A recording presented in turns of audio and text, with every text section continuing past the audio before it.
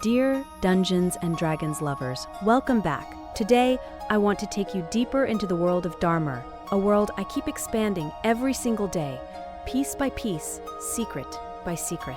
And in this episode, we will answer a question that defines everything. What makes Darmur different? Why does this world feel cursed, broken, yet still alive? And most importantly, what ancient truth is still buried beneath its dust and blood? The dominant race of Darmur is humanity, but humanity here is not united, not organized, not safe. A small portion of humans still survive inside the last remaining city-states, protected by walls, soldiers, and fragile laws. But most humans wander the world as nomads, tribes without kingdoms, families without cities, warriors without peace. They travel through deserts, steppes, forests, and canyons, and their existence makes trade and civilization nearly impossible.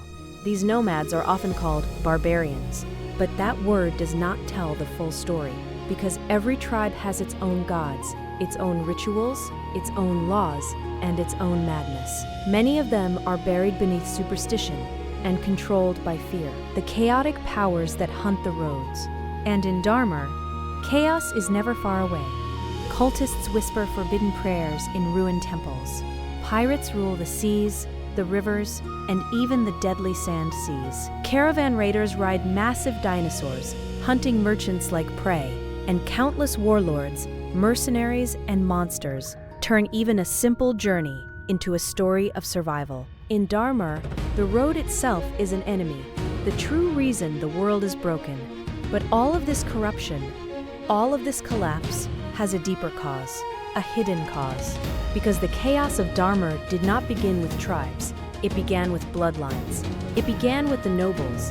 The ancient noble families of Darmur once ruled everything. They produced kings, princes, lords, and conquerors. They shaped history. They were the rulers of an empire that believed it would last forever. But today, those noble houses do not sit on thrones. They do not lead armies. They do not appear in daylight. The curse of noble blood. And not the kind of curse that fades with time. These curses spread through generations. They infect bloodlines.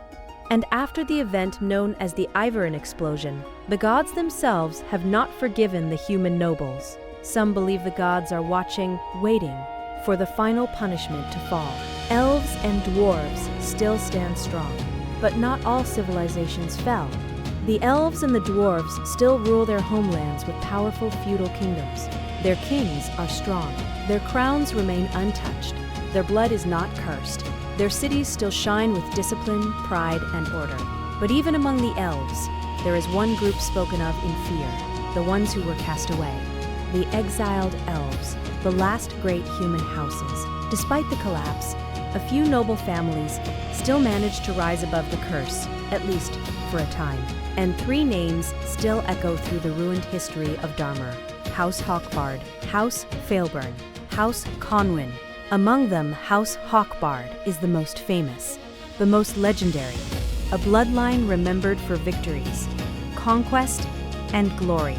And yet, even the Hawkbards cannot escape the shadow of Iyverin forever. Some nobles still dream of restoring what was lost.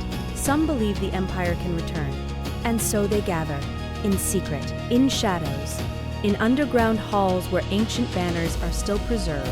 These nobles support a dangerous faction known as the Hidden Imperium. Even the smallest villages struggle to survive.